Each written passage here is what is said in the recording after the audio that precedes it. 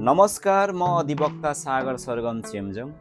आजको यस भिडियोमा हामी नेपालमा घडेरी वा जग्गा खरिद गर्दा ध्यान दिनुपर्ने 10 महत्त्वपूर्ण विषयमा छलफल गर्नेछौँ। यदि तपाईँ नेपालमा घडेरी वा जग्गा खरिद गर्दै हुनुहुन्छ भने पहिलो नम्बरमा त्यो जग्गाको स्वामित्व बारे स्पष्ट हुन आवश्यक पर्दछ। तपाईँ जोसँग त्यो जग्गा खरिद गर्दै हुनुहुन्छ त्यो व्यक्तिको कानुनी रूपमा त्यो जग्गामा स्वामित्व छ कि छैन भन्ने विषयमा स्पष्ट भएर मात्रै त्यो जग्गा खरिद गर्नुहोस्।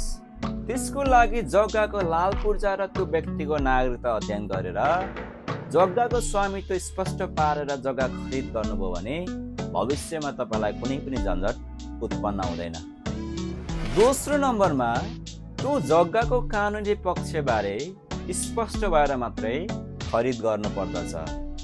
त्यो जग्गामा स्वामित्व, भोग चलन, अंश लगायत विवाद भएको अवस्था छ भने त्यस्तो जग्गा खरिद गर्न हुँदैन।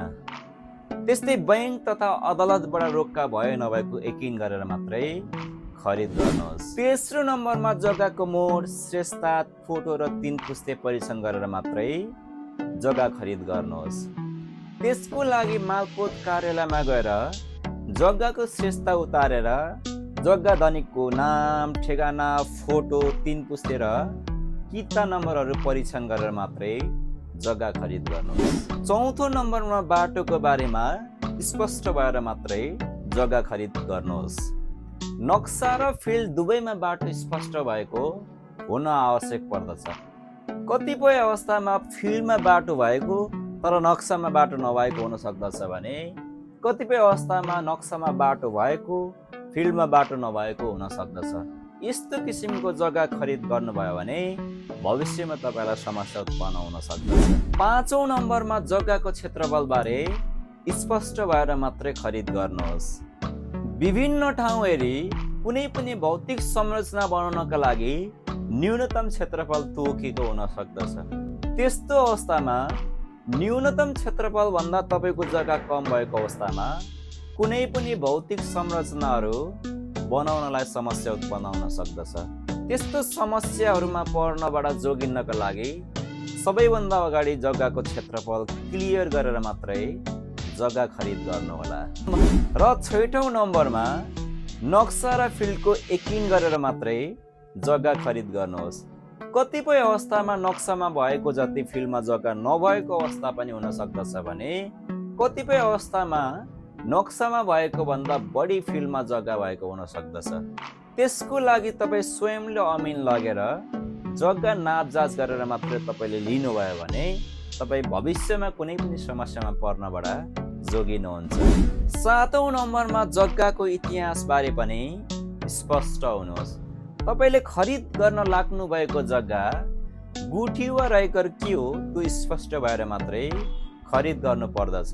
यदि गुठीको जग्गा खरिद गर्नुभएको अवस्थामा भविष्यमा तपाईँलाई समस्या उत्पन्न हुन सक्छ। 8औं नम्बरमा जग्गा खरिद गर्नुभन्दा अगाडि त्यो जग्गामा विद्युत प्रसारण लाइन वा हाई टेन्सन क्लियर गरेर मात्रै जग्गा खरिद गर्नुहोला।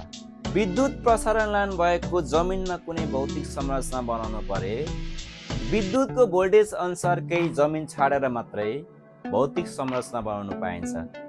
त्यो अर्थमा विद्युत प्रसारण लाइन भएको वरिपरि सकेसम्म जग्गा खरिद गर्नु हुँदैन। 9 नम्बरमा खोला किनारबारे स्पष्ट भएर मात्रै जग्गा खरिद गर्नु पर्दछ।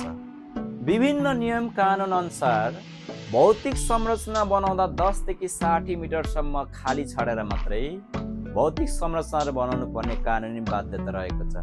त्यसैले खोला किनारमा जमिन वा घरेरी किन्दै हुनुहुन्छ भने खोलाको किनारको बारेमा सबैभन्दा अगाडि स्पष्ट भएर मात्रै जग्गा खरिद गर्नुहोला। अन्तिम र महत्त्वपूर्ण 10औं नम्बरमा बिक्रीकर्ताको अंशियारहरूको मन्जुरीनामा लिएर मात्रै जग्गा वा घडेरी खरिद गर्नुहोला।